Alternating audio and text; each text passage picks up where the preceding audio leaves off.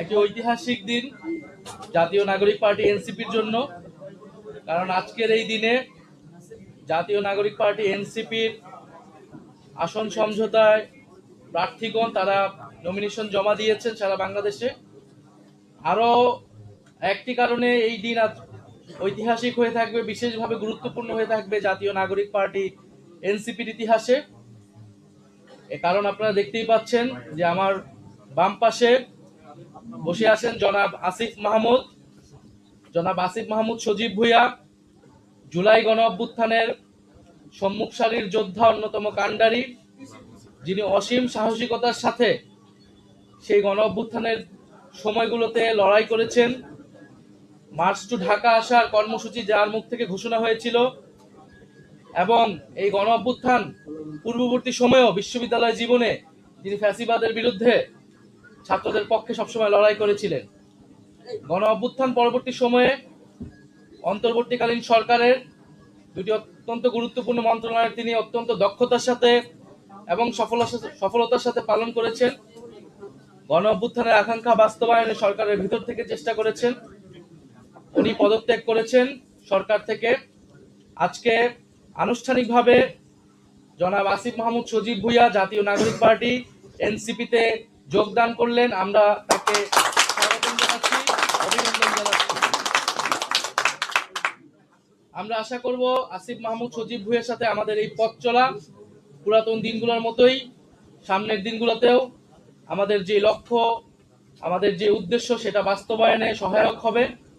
এবং আসিফ মাহমুদ সজীব ভুঁইয়া তার যে রাজনৈতিক প্রজ্ঞা, দক্ষতা তিনি এর আগেও দেখিয়েছেন, সেটা তিনি এবং আমি এই সময় সংগঠনটাকে ধরে রাখার জন্য জনাব আসিফ মাহমুদ সজীব ভুঁইয়া তিনি এবারে নির্বাচনে অংশগ্রহণ করবেন না, বরং জাতীয় নাগরিক পার্টি এনসিপির মনোনীত প্রার্থী যারা রয়েছেন তারা যাতে জিতে আসতে পারে এবং সংসদে গিয়ে বাংলাদেশের মানুষের গণ অভ্যুত্থানের পক্ষের কণ্ঠস্বর হয়ে উঠতে পারে, সেজন্য তিনি কাজ করবেন।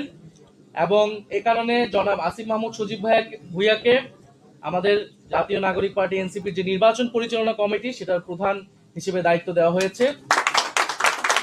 আমাদের যে নির্বাচন পরিচালনা কমিটিটি হয়েছিল, যেটার প্রধান নাসিরউদ্দিন পাটোয়ারী ছিলেন, যেহেতু তিনি নির্বাচনে অংশগ্রহণ করবেন, তিনি দায়িত্বটি ছেড়ে দিয়েছেন। এই গুরু দায়িত্ব নেবেন এবং নির্বাচনকে তিনি নেতৃত্ব দিবেন দলের পক্ষ থেকে।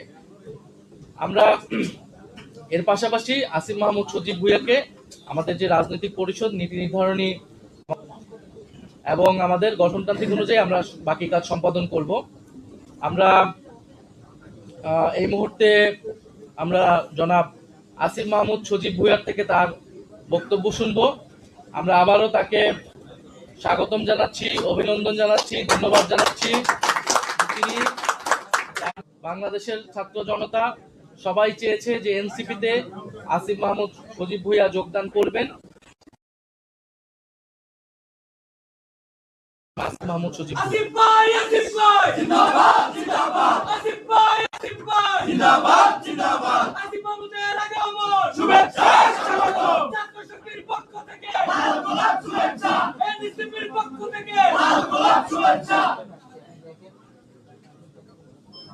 উপস্থিত জাতীয় নাগরিক পার্টি অঙ্গ এবং সহযোগী সংগঠনের নেতৃবৃন্দ এবং যারা আমার সামনে আছেন, আমাদের সাংবাদিক বন্ধুগণ, আপনাদের সকলকে শুভ অপরাহ্ন এবং আসসালামু আলাইকুম। আজকে আমার জন্য একটা খুবই গুরুত্বপূর্ণ দিন। অনেকগুলো গুরুত্বপূর্ণ সিদ্ধান্ত আজকে হয়েছে এবং আপনারা ইতিমধ্যে জাতীয় নাগরিক পার্টির সম্মানিত আহ্বায়কের পক্ষ থেকে জানতে পেরেছেন।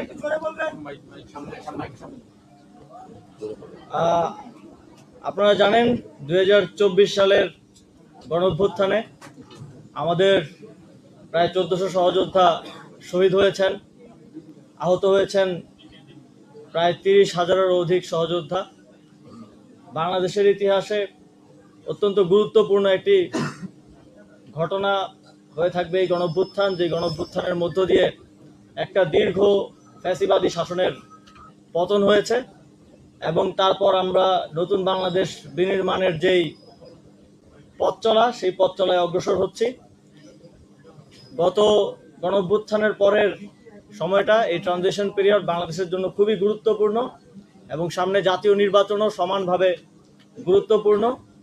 আমরা একটা গণতান্ত্রিক প্রক্রিয়ার মাধ্যমে একটা গণতান্ত্রিক সরকার গঠনের দিকে বাংলাদেশ এগিয়ে যাচ্ছে।